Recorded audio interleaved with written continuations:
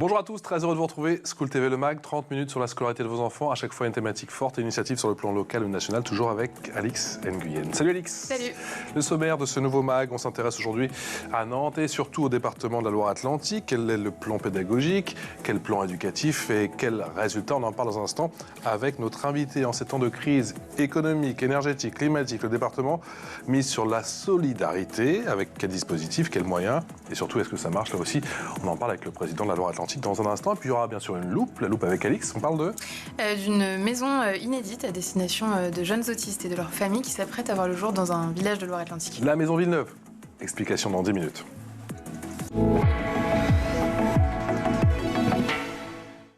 Bonjour Michel Ménard.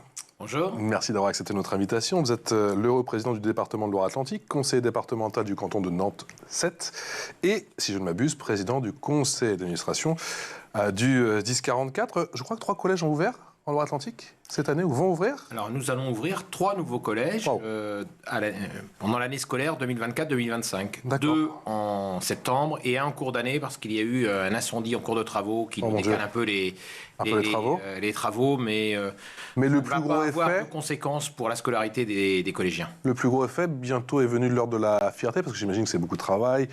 C'était aussi, j'imagine, beaucoup de concertation. Et puis on sait que quand on parle de travaux en ce moment depuis la crise du Covid et puis la guerre en Ukraine, que c'est pas toujours facile.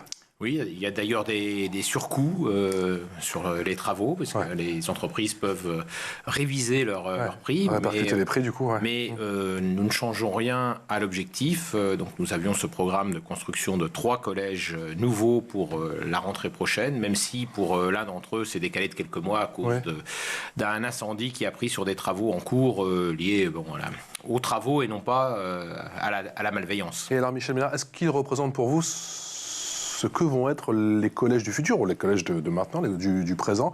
Ce sont des exemples de ce que vous voulez implanter dans le département de Loire-Atlantique. Est-ce qu'ils répondent en tout point, par exemple, aux questions de transition énergétique? Alors, nous avons 83 collèges publics en Loire-Atlantique, propriété du département.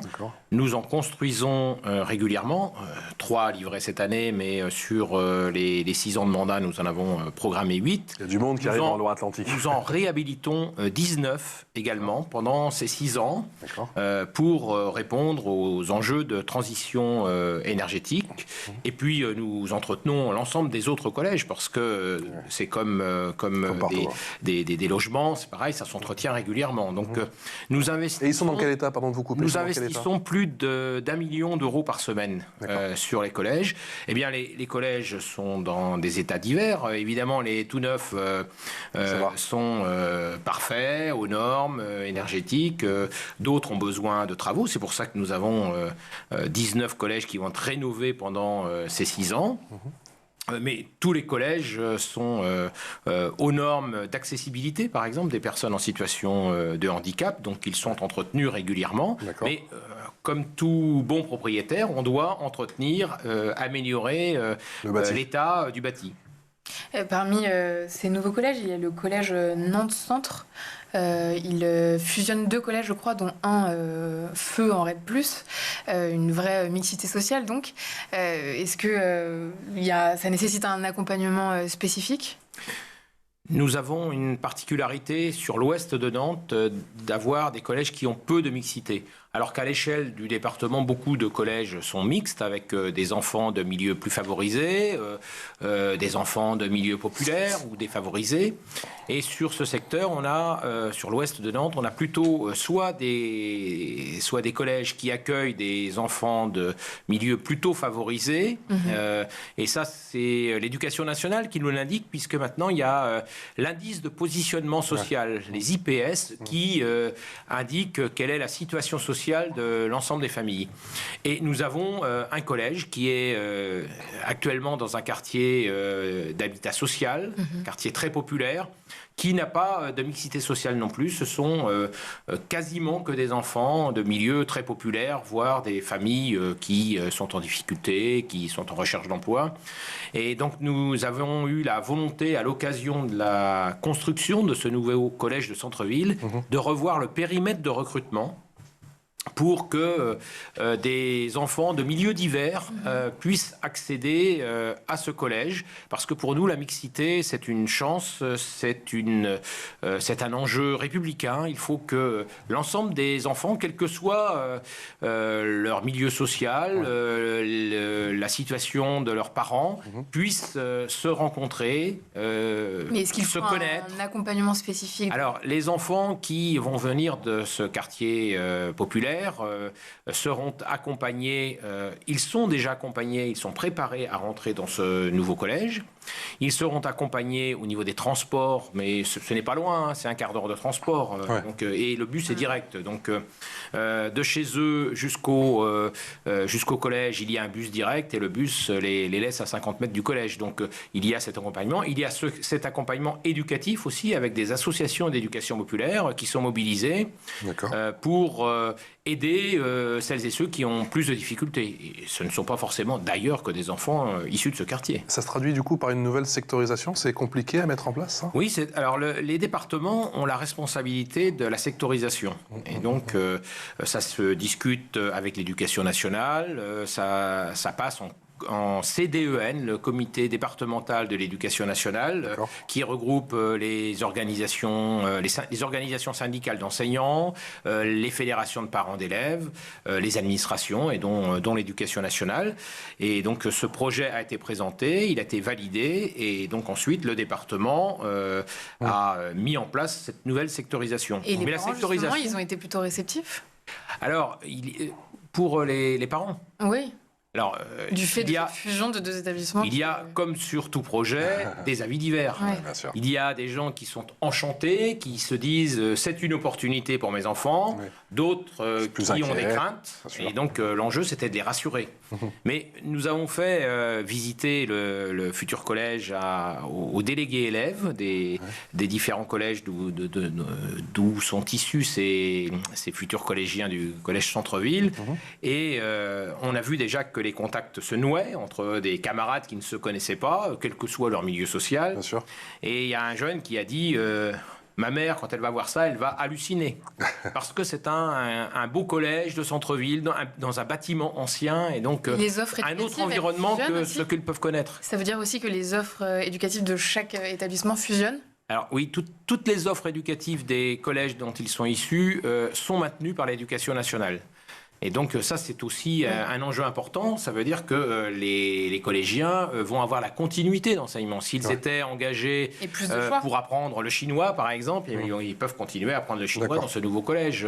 De la même manière, des classes spécialisées sur le sport vont pouvoir continuer. Donc, et il y aura plus de choix parce que c'est l'addition des offres spécifiques des différents collèges qui se retrouvent proposés dans ce nouveau collège. Vous êtes en charge de la sectorisation, vous l'avez rappelé, et également des transports. Est-ce que c'est un casse-tête? Vous avez parlé de 15 minutes pour ces jeunes élèves issus de ce quartier pour rallier ce tout nouvel établissement. Mais est-ce que c'est compliqué aujourd'hui d'imaginer justement le ramassage scolaire, quoi? Alors, le transport scolaire sur Nantes est de la responsabilité de la métropole de Nantes. Ah, d'accord. Et donc, les collégiens vont prendre tout simplement les bus des lignes régulières. Il n'y a pas de ligne spécifique créée à cette occasion. D'accord, très bien. Comment on rejoint aujourd'hui justement le collège qui est le plus éloigné? On prend les lignes traditionnelles, c'est ça? Alors, nous avons 83 collèges publics. Il y a aussi 57 collèges privés en Loire-Atlantique. Et les transports scolaires sont organisés par la région.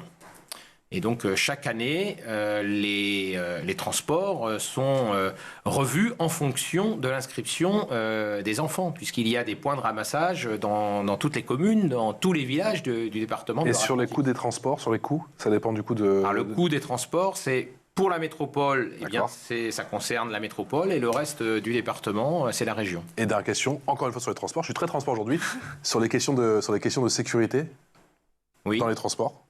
Justement, ça dépend de qui? Alors, c'est de l'autorité organisatrice des transports sur la métropole, la responsabilité de la métropole. Et d'ailleurs, la métropole a mis des agents de sécurité métropolitains, des agents de sécurité des transports dans les bus et les tramways. Alors, il n'y en a pas systématiquement dans tous les bus, mais ces agents tournent pour rassurer les passagers. Promis, j'arrête sur les transports. Quelle est votre vision de l'éducation et vous, à votre niveau au département, comment vous pouvez impulser votre vision de l'éducation? Nous, l'enjeu, c'est que tous les élèves puissent réussir. C'est un enjeu extrêmement important. Quand on est parent, on a envie que ces enfants suivent la meilleure scolarité et puissent se préparer à devenir des adultes responsables qui s'insèrent dans la vie. Et donc, nous avons la responsabilité des collégiens, donc de la 6e à la 3e. Et dans le cadre de notre responsabilité, nous mettons tout en œuvre pour la réussite de ces élèves. Et ça se fait en partenariat avec l'Éducation nationale, parce que nous ne recrutons pas les enseignants ni les chefs d'établissement. Là, c'est de la responsabilité de l'Éducation nationale. Mais nous avons la responsabilité dans le public des collèges, des bâtiments. Nous avons la responsabilité de la restauration scolaire également. Et donc nous mettons en place à partir de septembre prochain une tarification solidaire dans les restaurants scolaires. Et en fonction du revenu des familles, les enfants paieront entre 1 euro et 5,30 €. Parce que pour des familles modestes, le coût du repas, même si ce n'est pas la réalité du prix que coûte ce repas au département, ça peut être élevé, quoi. Et c'est supporté effectivement par la région. Le coût d'un repas, c'est environ 8 €. Et donc, chaque famille bénéficie d'un soutien du département, puisque ça coûte 8 €, mais le tarif le plus élevé est à 5,30 €, et ça peut baisser jusqu'à 1 €. Des menus variés et une alimentation de qualité, c'est possible? Oui, tous les repas qui sont fournis dans nos collèges sont préparés directement dans les cuisines des collèges. Donc il n'y a pas d'appel à des opérateurs privés qui fournissent la restauration, sauf cas exceptionnel quand il y a une difficulté, mais c'est très temporaire dans ce cas-là. Donc les cuisiniers sont formés à la restauration bio avec les produits locaux. On parle de combien de repas? Il y a la loi Egalim qui prévoit une augmentation de la part de bio et de la part de produits locaux. Donc nous y travaillons pour augmenter chaque année la part de ces produits de qualité dans les restaurants scolaires. Aujourd'hui, c'est vous qui faites appel aux fournisseurs ou c'est eux qui font appel à vous? Ce sont les gestionnaires des établissements qui font les commandes, puisque les établissements sont des établissements publics autonomes. Mais nous finançons d'une part la restauration et nous salarions l'ensemble des personnels de cuisine. Les cuisiniers, les aides-cuisiniers, les personnels de service sont des personnels du département. Alix. Et comment est-ce que vous luttez contre le gaspillage alimentaire? Alors c'est un travail de formation permanent, et y compris une sensibilisation des élèves. Eh bien, l'une des solutions, c'est de ne pas mettre des parts trop importantes dans les assiettes et de dire aux enfants, je te mets cette part-là et si tu en as besoin, tu reviens. Donc chacun... Les agents aussi sont sensibilisés. Les agents sont sensibilisés également à cette question, parce que pour tenir des prix de repas raisonnables, il ne faut pas de gaspillage. Et puis, c'est un enjeu important de ne pas gaspiller l'alimentation. On parlait de rénovation tout à l'heure du bâti scolaire. L'architecture scolaire, est-ce que c'est cosmétique ou est-ce que ça a une véritable plus-value sur le plan pédagogique? Alors d'abord, quand on construit un collège, on a un référentiel qui a été travaillé avec l'Éducation nationale, avec les professeurs, pour dire voilà de quoi on a besoin dans un collège pour assurer l'enseignement aux élèves de 6e à 3e. Et donc il y a des salles de classe banalisées pour les maths, le français, les langues. Il y a des salles spécialisées pour la techno, les sciences, salles de musique, salles de dessin, et donc des espaces des espaces communs, et donc les sanitaires, enfin il faut travailler tout ça, la surveillance. Il faut assurer la sécurité de ces élèves. Et donc, ce référentiel permet de dire aux architectes qui vont avoir le rôle de concevoir le collège, ils doivent prendre en compte ce référentiel. Alors, évidemment, un collège, quand il est beau, il est apprécié par les personnels et les élèves. Donc, c'est un enjeu important. Mais une classe, ça coûte combien aujourd'hui ? Alors, un collège, ou même le collège, un collège ça coûte environ 20 millions d'euros. Celui de Nantes-Centre, il va nous coûter 21 millions d'euros, totalement rénové, mais ça coûte aussi cher que si on avait construit un collège neuf. Il y en a un autre sur Saint-Herblain, il va nous coûter 26 millions d'euros parce qu'il y a aussi des accueils spécialisés, des SECPA, il y a aussi... c'est une exception, une cuisine centrale pour desservir 2 autres collèges, parce que le collège de Nantes-Centre, justement, a des contraintes et on ne pouvait pas faire la cuisine sur place. Et donc, c'est le collège de Saint-Herblain qui va fournir la restauration pour le collège de centre-ville. Pour que les gens comprennent bien, qu'est-ce qui coûte le plus cher ? Qu'est-ce qui a le plus flambé ces derniers temps, justement, en termes de prix ? En 2023, c'est l'énergie. D'accord. C'est l'énergie. Nous avions, jusqu'à fin 2022, un tarif réglementé de l'énergie, donc nous n'avons pas subi de hausse toute l'année 2022. Mais nous avons dû, le contrat arrivait à échéance, donc nous avons dû renégocier les tarifs de l'énergie au plus mauvais moment, en octobre 2022, pour les années 2023 et 2024. Et donc nous avons augmenté, multiplié par 3 le tarif de l'énergie. Donc c'est extrêmement important. En 2024, c'est en train de rebaisser.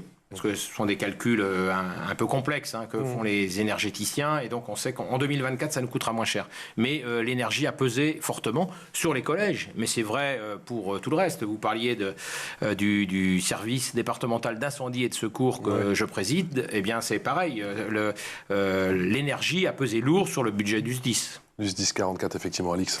Vous encouragez l'innovation pédagogique, je pense à la place du numérique, par exemple, à l'échelle du département. Alors, sur le numérique, déjà, nous remettons un ordinateur à tous les collégiens boursiers qui en font la demande. D'accord.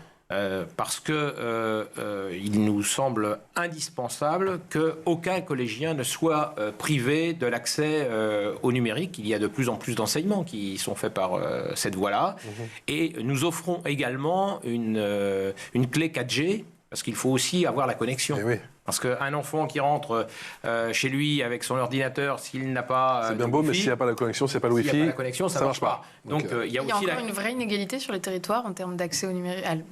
Alors, certaines familles n'ont pas les moyens d'acheter un ordinateur pour leur enfant et n'ont pas forcément la connexion. Et puis alors, si on parle plus généralement, mais à l'échelle du département, nous déployons la fibre sur l'ensemble du territoire départemental, en dehors de 3 intercommunalités qui sont couvertes directement par les opérateurs Orange, SFR, Free, Bouygues. C'est l'heure de la loupe, et la loupe, c'est avec Alix.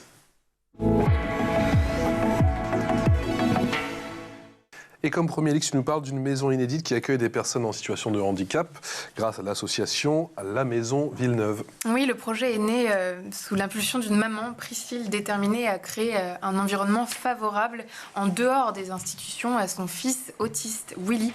Une maman qui connaît bien les défis auxquels font face de nombreux jeunes autistes et leurs familles, notamment en matière d'accessibilité aux services de soutien et d'hébergement adaptés.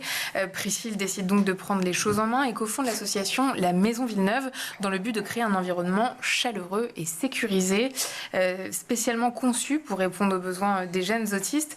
Le lieu va ouvrir ses portes en septembre 2025 dans le village Grand Auvernais et ce projet, il comprend une maison et un tiers-lieu associés. Les jeunes pourront bénéficier d'un accompagnement personnalisé, développer leurs compétences tout en préservant leur autonomie. On écoute Jean-Bernard Bidot, le président de l'association La Maison Villeneuve. Avec le soutien des habitants, et en partenariat avec la commune du Grand Auvernais, qui a offert un terrain de 6800 m², l'association a développé un projet innovant, la Maison Bleue Alverne, ainsi que son tiers-lieu Jardin-Cossem. Le tiers-lieu encourage l'inclusion en favorisant la collaboration, la créativité et le partage, en offrant des espaces sensoriels, un potager partagé et des enclos animaux. Il permettra de changer le regard sur le handicap, une dynamisation de la commune et du territoire, des interactions sociales, économiques, culturelles, artistiques, des rencontres intergénérationnelles et des moments de partage. Et donc, on l'a compris, l'objectif de l'association est de mettre en place un environnement inclusif en milieu rural. L'initiative vise à intégrer 10 jeunes adultes autistes. Les associations, c'est le seul recours face au manque d'infrastructures ? Ah non, mais le département est très mobilisé sur cette question, à la fois en accompagnant ce projet. D'ici 2028, nous aurons accompagné 79 projets de logement inclusif, accueillant plus de 450 personnes en situation de handicap. Et ça peut être, comme le cas que nous voyions à l'instant, des jeunes atteints de troubles autistiques. On écoute effectivement il y a un instant dans ce reportage Jean-Bernard Bidot. Changer le regard sur le handicap, ça passe par l'école ? Ça commence à l'école ? Ça passe par l'école et donc on parle souvent de l'inclusion à l'école et pour que l'inclusion soit réussie, il faut avoir les réponses adaptées et ça passe parfois par des personnels formés. Il y a des AESH qui sont des personnels salariés par l'Éducation nationale qui accompagnent ces enfants en situation de handicap. Mais la réponse est diverse. Elle doit être diverse en fonction des enfants parce que certains ont plus leur place dans des instituts spécialisés et il ne faudrait pas que l'inclusion à l'école soit la seule réponse aux enfants. Parfois, être dans un institut de médico-éducatif, un IME, c'est plus adapté. Et donc là, c'est bien à la fois aux parents qui connaissent bien leur enfant et qui savent ce qui est bon pour lui, et aux professionnels de dire quelle est la meilleure réponse pour cet enfant. Et dans ces nouveaux établissements, par exemple, qu'est-ce qui a été mis en place d'un point de vue mobilier pour plus d'inclusion ? Là, ces exemples de logements inclusifs permettent... Des collèges, pardon. Ah, les collèges. Ah ben, ça dépend, c'est la MDPH, la Maison départementale des personnes en situation de handicap, qui notifie les besoins de l'enfant. Et donc la famille fait un dossier, il y a une équipe pluridisciplinaire qui se réunit et qui répond aux besoins spécifiques de tel ou tel enfant. Parfois c'est un accompagnement humain, parfois c'est du matériel adapté. Il y a toute une palette. En tout cas, les établissements sont adaptés, le mobilier est adapté. Nous payons du mobilier adapté dans les collèges quand il y a une notification MDPH. Mais le personnel qui doit accompagner ces enfants, c'est du personnel de l'Éducation nationale. En tant que président du département de la Loire-Atlantique, est-ce qu'on arrive à rester optimiste ? Parce que depuis tout à l'heure, on parle bien sûr de sujets ô combien importants concernant l'éducation de nos enfants. Mais il y a une réalité aussi économique et il va falloir passer au régime de rigueur, visiblement. Est-ce que ça vous inquiète ou vous dites qu'on va arriver dans des mois où il va falloir faire peut-être des choix drastiques ? Et j'imagine que quand il s'agit de l'éducation, on n'a pas envie de trancher. Quand il s'agit de l'éducation, quand il s'agit de tout le secteur social, que ce soit les personnes en situation de handicap, la protection de l'enfance, les personnes âgées, les personnes en insertion, la solution n'est pas de réduire les moyens.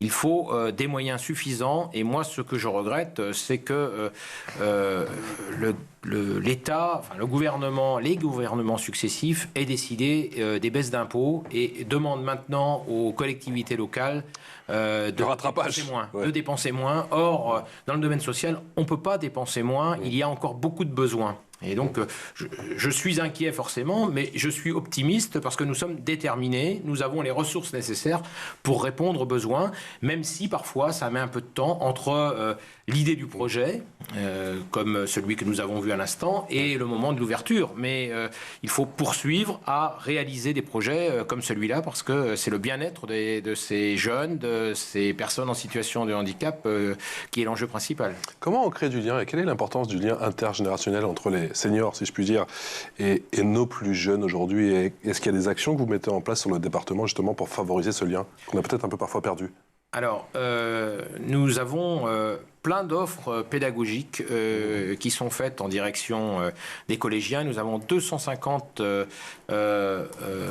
actions qui sont offertes aux collégiens, et ce sont les équipes éducatives qui choisissent. Alors des fois c'est dans le domaine de l'environnement, des fois c'est dans le domaine de la culture, du sport, et il y a aussi des liens qui se créent entre des écoles et des EHPAD par exemple. D'accord. Mais là ça relève de la responsabilité pédagogique des équipes de l'éducation nationale. Nous offrons des possibilités. D'accord. Et ensuite les équipes pédagogiques font leur choix, donc avec le projet qui a été travaillé collectivement. Quels sont l'état de vos relations? Je ne sais pas si j'ai bien posé la question, mais comment on travaille plutôt main dans la main avec, vous êtes le département, mais avec la région, avec l'éducation nationale, pour que tout le monde tire dans le même sens, pour qu'effectivement, il y ait la meilleure offre éducative possible? Alors, l'exemple de la mixité dans le collège de centre-ville de Nantes peut être pris. Là, nous avons travaillé ensemble depuis plus d'1 an entre l'éducation nationale, la ville de Nantes, le département, les parents d'élèves, les organisations syndicales d'enseignants pour faire réussir ce projet. Donc on a levé beaucoup de freins. La rentrée aura lieu en septembre prochain. Il faudra encore apporter des réponses diverses en fonction de ce qui nous sera posé, mais on voit qu'on a travaillé... et concrètement, quand tout le monde tire dans le même sens, qu'on travaille ensemble, on peut travailler vite et bien. Oui, quoi. Et en respect des responsabilités de chacun. L'éducation nationale a la responsabilité de l'enseignement, le département met à disposition les locaux et les personnels pour la restauration. La métropole de Nantes assure le transport. Voilà, donc il faut se coordonner pour apporter les bonnes réponses. Je sais que ça ne fait pas partie des prérogatives du département, mais est-ce qu'il y a une manière de travailler, je ne sais pas comment vous faites du coup à Nantes et en Loire-Atlantique, pour favoriser le passage du collège au lycée? Est-ce qu'il y a un travail qui est fait en ce sens? On sait que souvent c'est un gap à passer, il y a un accompagnement, mais je sais que parfois les futurs lycéens ils sont un peu perdus. Oui, alors il y a ce travail souvent qui est fait par les enseignants de 3e pour les préparer les futurs lycéens donc dans leur établissement futur. Parce que c'est un autre monde. Il y a un travail qui est important, surtout entre les CM2 et les 6e. Et ça c'est un travail encore plus important parce que les enfants sont plus petits, quoi. Et dès que c'est possible, les enfants scolarisés à l'école primaire sont tous affectés au même collège parce qu'ils se connaissent et ils peuvent se retrouver à plusieurs déjà dans la même classe. Parce qu'il y a aussi cette appréhension, c'est quels sont les camarades avec qui je vais me retrouver dans la classe. Alix. Et sur le plan de l'éducation à la citoyenneté, est-ce que vous pouvez nous parler du projet de podcast Les Débatteurs ? Alors, je ne sais pas de quoi vous parlez. Bon, ça fait partie en tout cas vous le savez maintenant, des dispositifs mis en place sur les sujets de citoyenneté. Est-ce qu'il y a d'autres peut-être projets phares dont vous pouvez nous parler ? Non, mais en tout cas, nous soutenons les fédérations d'éducation populaire.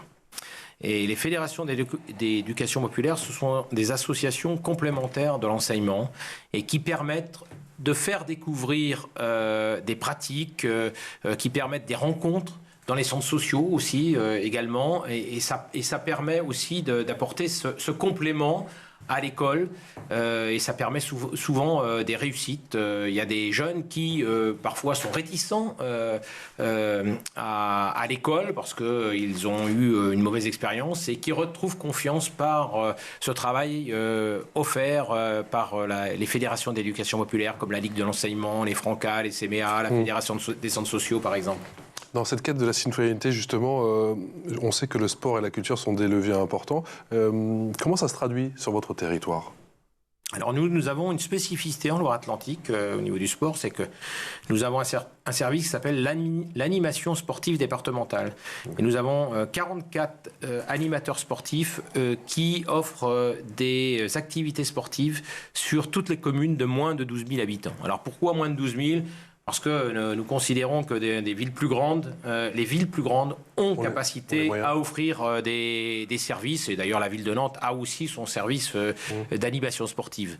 Et donc, permettre à des enfants, dès le plus jeune âge, de découvrir différents sports, c'est leur donner d'autant plus envie de s'inscrire dans un club sportif ensuite. J'ai un bon exemple. Vous connaissez le handball féminin. Oui. La capitaine. Grâce à vous.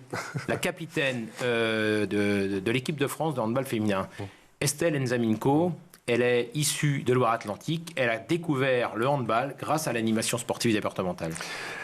Le handball, le foot aussi, le FC Nantes et le vélo. Vous êtes bon décidément dans pas mal de sports. Merci infiniment, Monsieur le Président, d'être venu nous voir aujourd'hui pour nous parler de votre très très beau département. Michel Ménard, président du département de Loire-Atlantique, conseiller départemental du canton de Nantes 7 et, vous l'avez compris, président du conseil d'administration du SDIS 44. Alix, on se retrouve demain. À demain. Ciao, ciao. Excellente journée en notre compagnie.